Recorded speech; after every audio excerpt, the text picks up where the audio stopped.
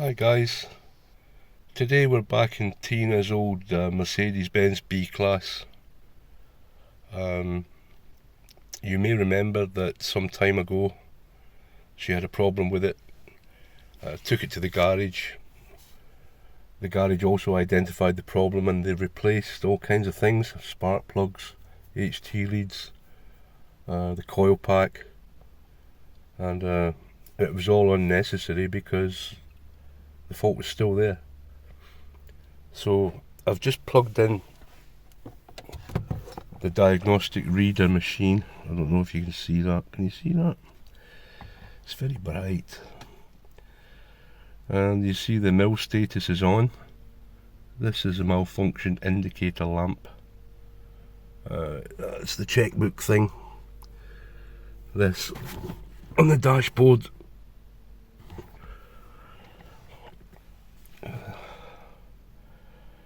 It's found two codes. So let's see if we can read the codes. Read codes.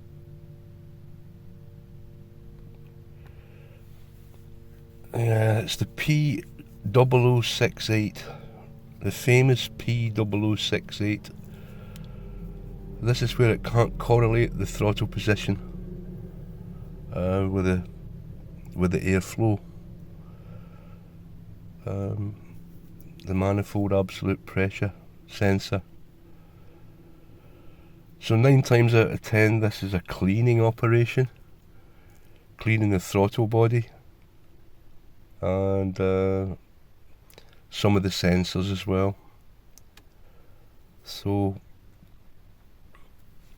I don't know what the next one is. Let's see what the next one is. So far this has just been an indication, but yesterday Tina actually had a problem where the car became undrivable. Because of this correlation error, it means that the throttle's having to guess what position it should be in.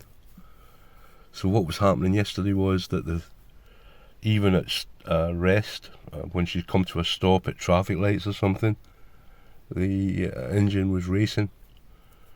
The revs weren't dropping, so the throttle remained open, and it's very dangerous actually. So she's gone to the vet today with 6 kittens. Is it 6 or 8? A whole load anyway. She's got a lift from a friend in a van. So it gives me the opportunity to have a look at this today and see if there's anything I can do with it, about it. To access the throttle body you need to remove the air cleaner housing, which is a bit more difficult. Look at Marengo, what's he doing now? This cat is always up to something. It's a little bit more difficult than it sounds. There's all kinds of things in the way as usual. A lot of people think, when they hear Mercedes-Benz, they think quality. Think again. This car is an absolute piece of junk.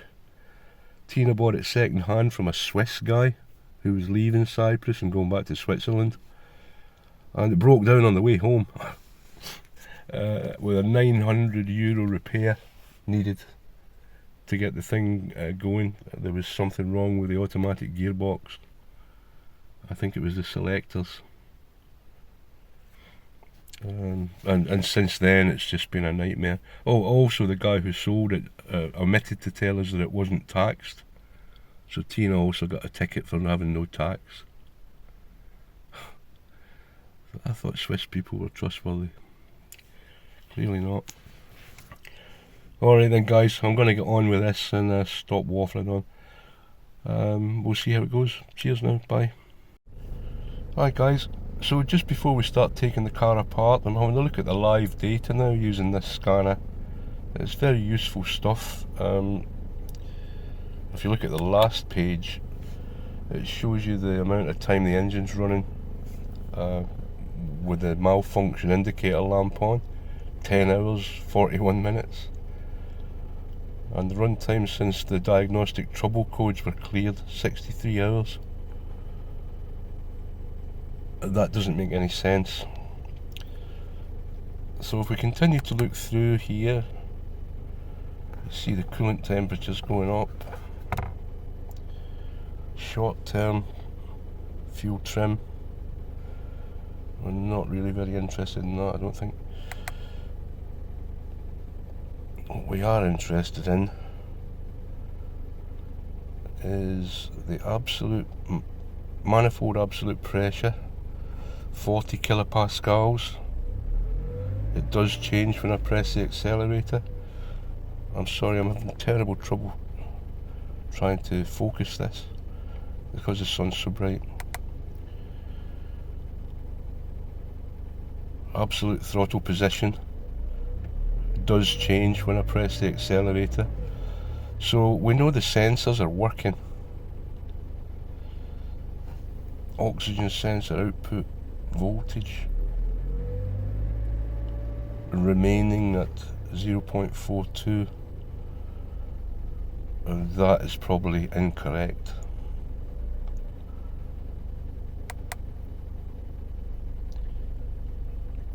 Short term from that doesn't look that's okay, I think.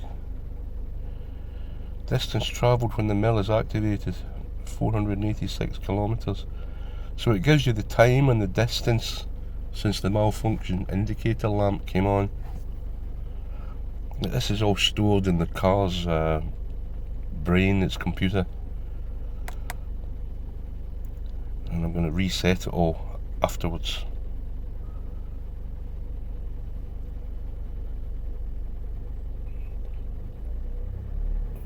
The tick over's probably a little bit low. It would probably increase if I switched on the AC. It should do.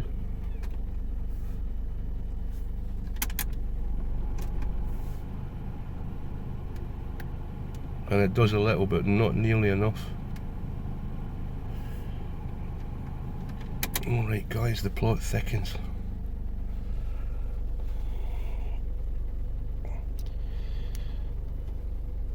There we go. Oh no. I can't focus. Number of warm-ups since DTC's cleared, 69. Wow. That's a lot. The cat's working. 329 degrees. Can't focus.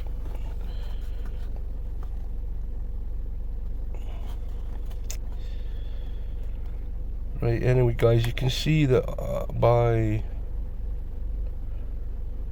using this device, it's not expensive either. You can get lots of different varieties of these.